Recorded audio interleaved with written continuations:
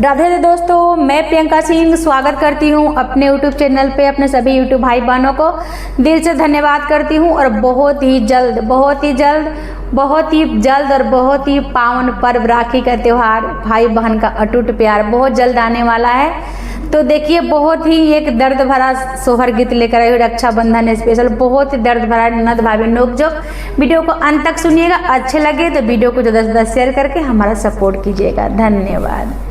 दूरा ही देसा से नाना दिया, भैया के देसे आवाई हो। दूरा ही देसा से नाना दिया, भैया के देसा आवाई हो। बऊजी खोली दे तू चंदना के वाड़िया, भैया के राखी बांधे आई हो। दूरा ही देसा से बहिनिया, भैया के द्वारा पहुँचली हो। ओ भाभी खोली दे तू चंदना के वाड़िया, भैया के राखी बांधे आई हो। भाभी खोली दे तू चंदना के वाड़िया, भैया के राखी बांधे आई हो। कहवा से तू बहिनी आऊ, के करे घरे जाबू हो। कहवा से तू बहिनी आऊ, के करे घरे जाबू हो। ननदी नाही बाड़ी हमारो ससुइया, के बड़िया कैसे खोलिनी हो। ननदी नाही बाड़े घर मोर ससुइया, के बड़िया नाही खोलबी हो। ननदी हो बहिनी नाही बाड़े हमारो जे पियावा, के बड़िया कैसे खोलिनू हो। कहवा से आऊ तू बहिनी, के करे घरे जाबू हो। ननद भाभी जानकर अनजान, बड़े से पता है ननद है, फिर भी जानकर अनजान बन रही है ननद को किसी तरह भगाने के लिए। तो सुनिए कितना बहाने कर रही है। के करे घरे जाबू हो, बहिनी के करे हाउ तू ननदिया, के बड़िया मोर खोलावे आबू हो। बहिनी के करे हाउ तू बहिनी ननदिया, के बड़िया मोर खोलावे आऊ हो। बहिनी के करे हाउ तू बहिनिया, के बड़िया मोर खोलाए आई हो। इतनी बचाना सुनी नाना दी, भाभी से हथवा जोड़ा ली हो। इतनी बचाना सुनी नाना दी, भाभी से हथवा जोड़ा ली हो। भाभी आज हवे रखिया के दीनावा, त भाई बहन के दीनावा ना हो। भाभी आज हवे रखिया के दीनावा, त पावन महीनावानु हो। भाभी जाना तू कर नटंकिया, के वड़िया तू खोली दे तू हो। भाभी जाना तू बनयन जान, के वड़िया भाभी खोली दे तू हो। ननद भी जान गई भाभी ड्रामा कर रही है, तो अपनी भाभी से बोल रही है कि आज बहुत ही पावन दिन है राखी का, बहुत ही भाई का राखी बांधने के। आज के दिन भाभी ड्रामा मत दिखाओ और किवाड़ी खोल दो। तो भाभी क्या बोल रही है सुनिए। नाही मोर घर में ससुइया, नाही मोर देवर बड़े हो। नाही मोरे घर में ससुइया, नाही मोर देवर बड़े हो।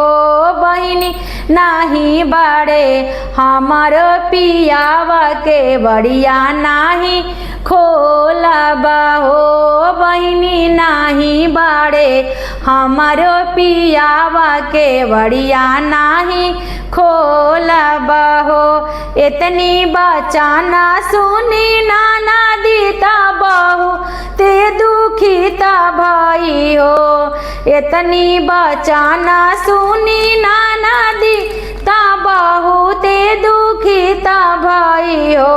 भौजी आजू होती हो भौजी आजू हमरो होती मयारिया यहाँ की हमें भेटा तीनों हो।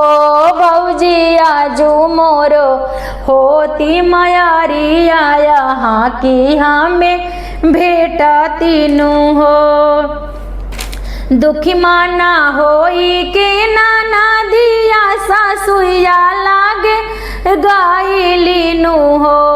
दुखी माना होई के नाना दिया सासुया लागे गाइली हो। सासू भौजी नाही खोलली के वाड़िया भीतर ना बैठा वेली हो। सासू भौजी मोरी खोली ना के वाड़िया भीतर ना बैठा ई ना हो। सासू आजे हवे रखिया के दीनावा बीरन के कलैया सुनी रही हो। सासू आजे हवे रखिया के दीनावा बीरन के कलैया सुनी रही हो। कुछ दीना बीती गाए सखिया बीराना बहिनी घरे आवले हो। कुछ दीना बीती गाए सखिया बीराना बहिनी घरे आवले हो। बहिनी चला तू अपने नैहरावाया नाना हम आएनु हो। बहिनी चलना अपने नैहरावाया नाना हम आएनु हो। भाई लेने के आया लेकिन बहन बहुत दुखी थी और भाई को कुछ भी पता नहीं था, तो भाई भी कुछ देखिए क्या बोल रहे, दुखी मन से कह रही है, बस अपने दुख प्रकट कर रही है। कहवा से तू आया भैया के कारे घरे जा बनू हो। कहवा से तू आया भैया के कारे घरे जा बना हो। भैया के ही हवे तोहरी बहिनी आया नाना के आए ना हो। भैया के ही हवे तोहरी बहिनी आया नाना के आए नु हो।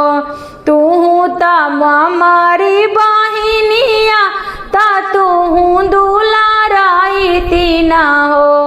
तू ता हमारो बहिनिया ता तू दुलाराई तीना हो।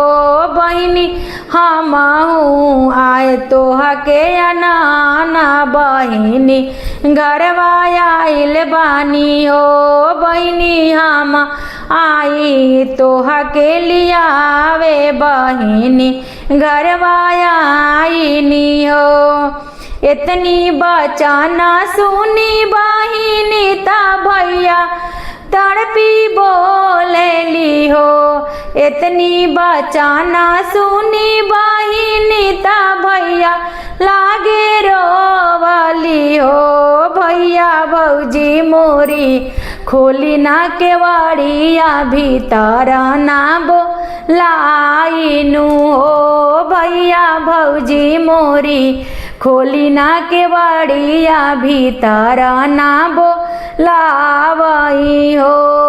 भैया दुआरे से दिहली भगाई तरखिया के दीनावानु हो भैया दुआरे से दिहली भगाई तरखिया के दीनावानु हो भैया सुनी रहल तोहरो कलाइया त भैनी जिंदा रहते नु हो भैया सुनी रहल तोहरो कलाइया बहिन के जिंदा रहते ही हो। इतनी बचाना सुनी भैया ता बहुते दुखी ता भय हो। इतनी बचाना सुनी भैया ता बहुते दुखी ता भय हो। बहिनी धनिया के देबो हम भगा ई बहिना मोरे अपमान कियो। ओ बहिनी धनिया के देबो हम भगाई बहिना मोरे अपमान की हो। इतनी बचाना सुनी बहिनी ता भैया से बोलियो भैया भौजी मोरो बाड़ी नदानामा घरे से जिननी कालनु हो भैया भौजी मोरो बाड़ी नदानामा घरे से जिननी कालनु हो। धन्यवाद दोस्तों।